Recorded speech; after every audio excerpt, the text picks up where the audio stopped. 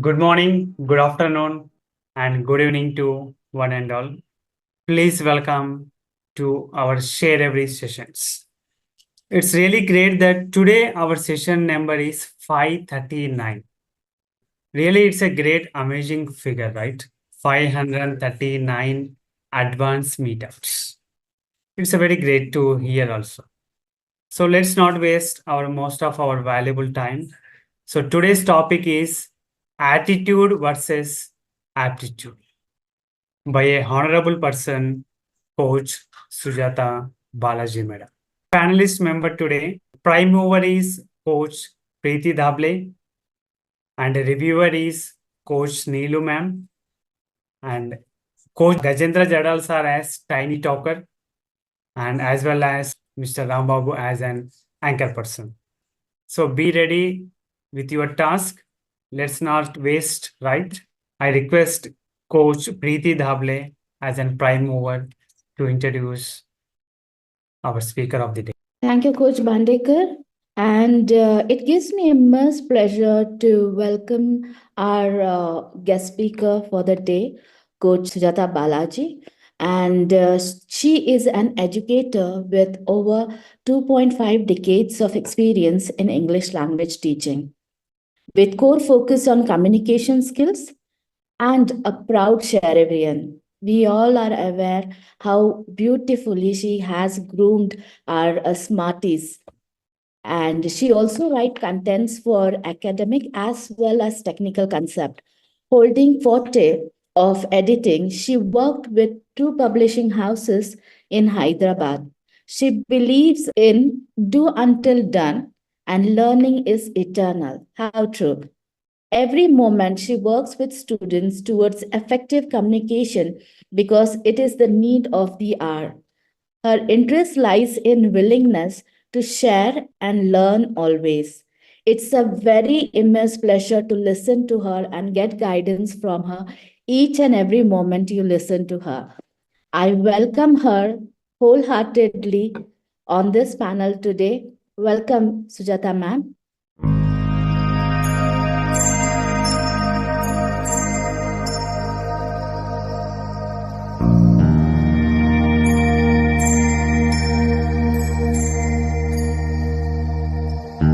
Thank you so much. Good evening to each and everyone, all the eminent members of the SGF, a wonderful platform. So today the topic that's announced, and of course all of us have come to know, attitude and aptitude, which are the two dimensions of a person's life, not just a student, but even a professional. Now, what is that we have got to do with attitude or aptitude? Let me share my understanding of this concept with you today. Two powerful words, two powerful sides to a personality. And the very word attitude is sometimes misunderstood. It mostly goes with a negative expression. But I wish to say that attitude in the correct manner understood is always a powerful tool, because aptitude is inborn. Nobody can change that. Whereas attitude is something that over the years, you keep changing with the need, with the requirement, and become a better person of reflecting your attitude. So this is regarding your mindset, and it is the essence of the mindset. So is it attitude or is it aptitude? This is nothing but how your mind definitely takes the essence of understanding this word. There's a lot to it. There's something called positivity, there's called intelligence, there's called leading by example, and a lot more. So when we take this as the essence of a mindset, we are understood that our mindset should be in such a manner reflected that people can approach you, people can associate with you, people can accommodate with you. Otherwise, you become an isolated person, because we are all social animals. We all need to live in a society. Hence, these two words, they should go along with our personality, with our work, with our study, wherever we go, even in our personal life. And it should reflect the essence of our mindset. Now, what is this all about? It's a perfect reflection. Somebody walks by with an air of arrogance, an air of pride, and that word pride again is at times it is misunderstood. Why not pride? We take pride in somebody. It becomes a positivity. But most of the time, especially the younger generation, the word is misunderstood. The reflection is misunderstood. So now what have we got to do? First, let us observe these two pictures. I give a minute's time to my esteemed audience to observe the pictures and what is that common and what is that one thing which is different in both. I would like to you all to share with everyone in case anyone is willing to. So the uncommon thing, is the difference is the way of communication. How Right, you are approaching to a particular person in a short sense. right. And what is common in both the pictures? Communication, Conveying your idea, ideas. addressing the crowd with what you have proposed and what you want them to do later. But as you said, the difference is the way it is being communicated. That is why in language we say, what you speak comes later, how you speak comes first, and that how you speak reflects your attitude. If you mislead your reflection, people will misunderstand you. As we see in the right side picture where the man is totally blowing out to that other person. Whereas on the left side, we see how efficiently the entire crowd is being, addressed and is under the control of the speaker. You need to have attitude, but in the right measure. The left side picture, the larger audience shows that the attitude has accommodated the audience, whereas the other picture shows that there is a reluctance in the listener's mind, not receiving the reflection of attitude of the person, the way he is delivering it to her. So let us understand that the way you speak is your attitude, and your attitude should define you and it should reflect you in a positive stride where people will think, oh, let me go back to that person, not, oh, never again with that person. That should not be the ultimate goal because it never becomes an achievement. So we take up this attitude word that the pictures say that both reflect attitude of power. Both are in power, but one is in a very positive, powerful way, one is in a negative, powerful way. Different situations. Both have a reason, but the outcome of the positive reflection or attitude is larger than the negative reflection. So please carry an attitude that, becomes your, I would say, a piece of jewelry with your personality and how you express yourself. And that should be defined by the listener, not by yourself. That is where your attitude comes into role play. Now, the other side of the coin, what is aptitude? Could I have an answer from my esteemed audience if anyone is willing to? Aptitude is the inborn potential to perform the certain kind of activities, whether it is physical or mental. Very true. It is an inborn ability, how you connect with your genetic manifestation. That cannot be changed. That becomes inborn, ingrained, and it's inseparable from you. So attitude is something that you can redefine, but not aptitude. But with the help of attitude, your aptitude can also undergo an echo in a different manner. So let us understand now what is aptitude. As we said, it is the skill with which we do things, with which we speak, with which we write, with which we connect, associate, and a lot. Absolutely an inborn skill. It's just not an evaluation on paper. It's an evaluation minute to minute of our lives. That's what aptitude is all about. Like, for example, a child falls while running. A team member comes rushing to help the child, whereas the other one, the opponent team, just walks away. Let him suffer. That doesn't become an attitude, that doesn't become an aptitude. When you reach out to that person, you have an attitude of compassion towards your fellow being, and you are with an attitude to help, and you're bringing out the best of the situation. Otherwise, the situation only goes worse. So having this aptitude also in the right measure, it's the requirement of our day-to-day personality reflection. But why do people contrast attitude and aptitude, especially the younger generation? Do we really need to do that? The first question. I would say no. Never contrast them because they are like two sides of a coin. And why is it the younger generation think that they have the aptitude for everything, but they do fail at times to deliver what is required? Like as I said, a team member rushes to help, the opponent team member walks away, and that aptitude is not at all a welcome because the attitude is being reflected in a wrong way. Aptitude also goes wrong. It being your natural ability, you are reflecting your entire background at that moment. So never do we contrast these two. Yet the society is plagued by this contrast. Anyone with an attitude is castigated that, oh, they are powerful, so they misbehave. Anyone with aptitude is held high. But if that aptitude goes with the right attitude, then yes, the person deserves all the appreciation, all the applause. So never contrast these two because they are like your two eyes, which you would say, is your right eye more important or your left eye more important? You never have an answer to that. So that's how we have to deal with these two dimensional parts of our existence. So my answer is not at all contrast them. Why?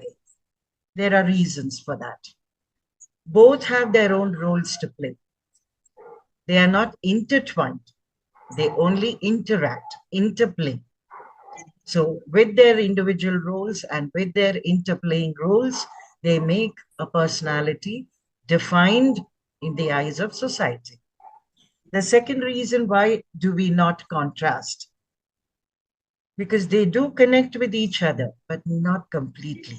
So when two things are not connected completely, how do you contrast them? Maybe you can similarize them, but not bring out any kind of a difference when there's a partial connect.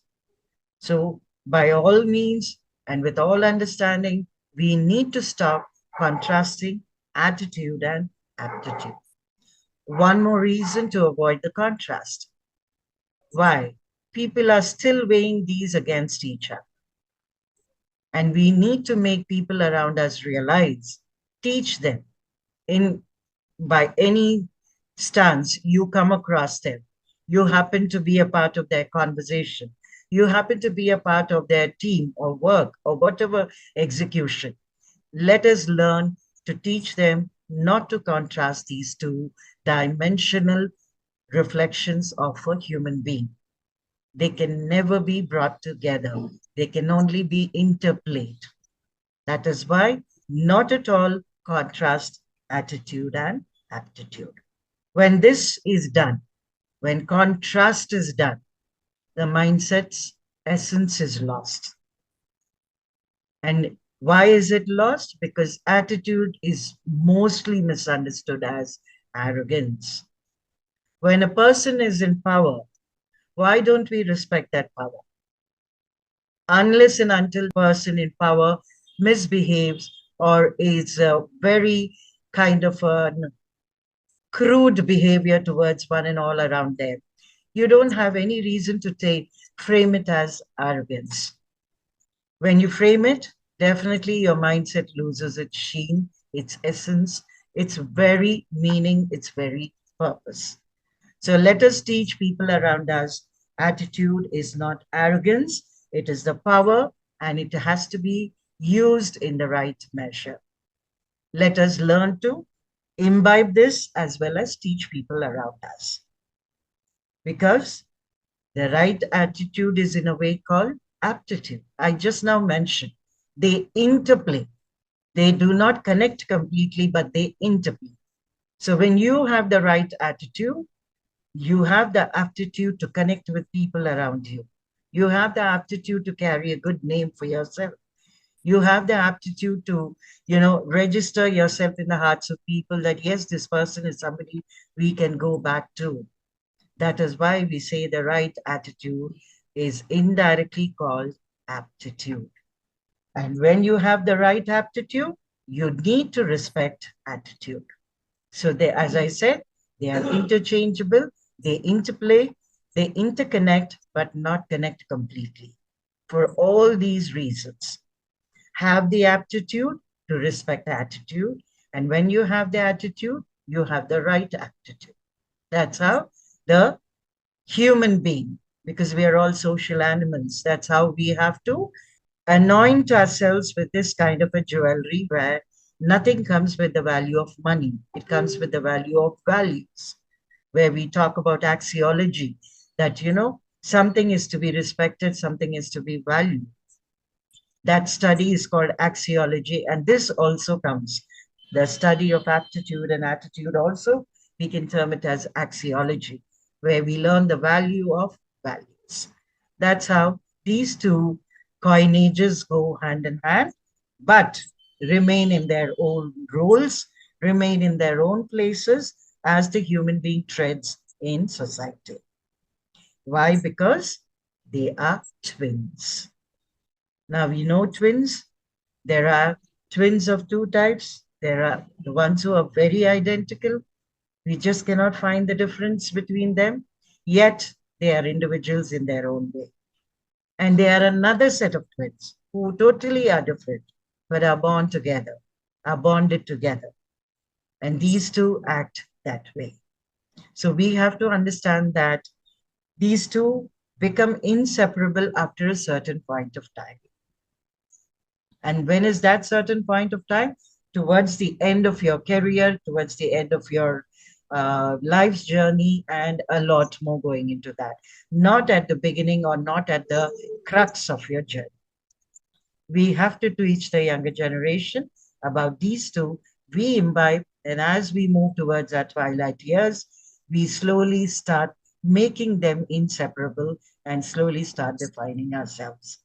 Now, these twins are mirror images, the attitude and the aptitude. So when it's a mirror image, it remains the same, but they have their own identity. Can you see that attitude and aptitude, the letters are not the same? So though they are mirror images of each other, they are not the same, but still the image exists. And this is what we have to teach the children, especially the younger generation, where we are associated with. Most of us are mentors, most of us are tutors, most of us are educators in some way or the other. If not at work, maybe at home, to our family, everyone. Let us treat them as twins with their own identity. That's because one cannot do without the other.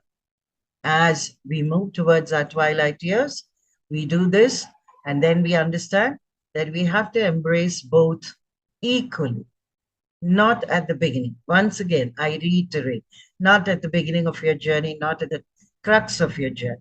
Towards your twilight years, treat them both equally, make them inseparable, and you reflect yourself because you are done with the professional journey of your life. But the youngsters are yet stepping into that kingdom of work and profession. So we have to understand first to make them understand, to make them comprehend that these two sides of a coin are very important. So let us have this essence in our mindset. Let us make it possible. Let us understand that attitude is never wrong and aptitude is not always the ultimate value which we have to estimate. Both have their roles. Both are to be taken in the right measure. And as we move, we embrace them equally. So now the judgment comes in that attitude can never be contrasted with aptitude. And there is a reason that both are their own identities. Both are twins, but they have their own individuality. Both can be taken up in the right measures. And the misconception that attitude is a arrogance or is a negative quality or a negative tool that people do use it, please let us make them unlearn and then relearn that attitude, if used in the right measure, is a very powerful tool. Because they are identical, we think, but they are fraternal. They are twins. They are bonded, but they have their own identity. Hence, we call them fraternal. We don't call them identical. That's how these two values or these two qualities make a man a very successful person. We should be understanding this, and we convey this to our peers, to our younger generation, and a lot more, because learning always happens and should happen. So with this, thank you from my end, from all of you.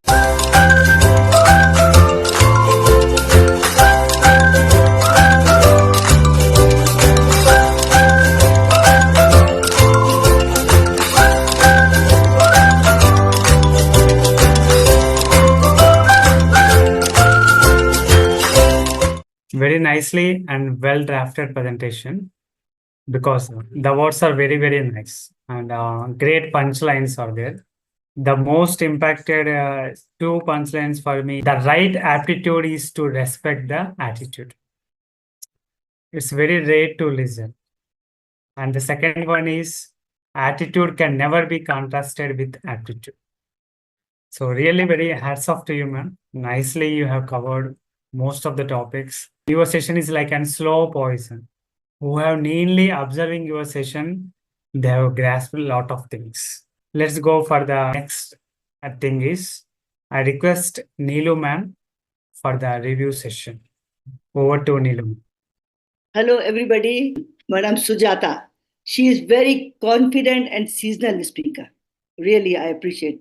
And you have got very good command on English. That is absolutely, really amazing. First of all, you define very well that what is the difference in attitude and aptitude. This shows that two dimension of our personality, attitude and aptitude. And very beautifully, you said that these are the two sides of the coins. You cannot neglect, you cannot close our eyes either to attitude or to aptitude. But for young generation, we have to teach them the difference. What is the difference? Sometimes attitude can be taken in a very arrogant way. I mean, normally the young generation, when they speak, they say he has got attitude. That means he has got ego. So we have to teach them the difference. And very beautifully, you said they are like twins. I mean, it's identical also, identical twin, and it's difference also. That is very beautifully you explain. I mean, and you teach us how to apply in our day-to-day life. You can combine both ways in your personality. People take it in negative way, but it cannot be only in negative way. It's positive also. But we should always take that both they are interconnected with each other. That is very beautifully you explained to us. I mean, attitude should reflect yourself. I mean, your personality, the way you speak, that counts a lot. And aptitude is mostly is inborn quality, isn't it? And that normally we cannot change. I mean, that is, you can say maybe it's our DNA or whatever. I mean, so that is our inborn quality. But attitude, we can bring it shyness, and we can use it in positive way. That is beautiful way. So on the whole, you explained very well, and we all understood. So what is the difference in attitude and aptitude? And best thing, I like your confidence. You spoke very with good confidence. Beautifully, you put it like you compare it with the like jewelry and like two eyes, like twins. I mean, you beautiful similes you gave. So according to me, one of the best we learned. I mean, thank you. Thank you, Neelu ma'am. You have done your task very successfully, because today I feel that it's like a two eyes for any human being. So 50% is completed by Sujatha Balaji ma'am, means then you have completed your another 50% by Neelu ma'am. Really, you have nicely reviewed the session. Thank you so much, Neelu ma'am.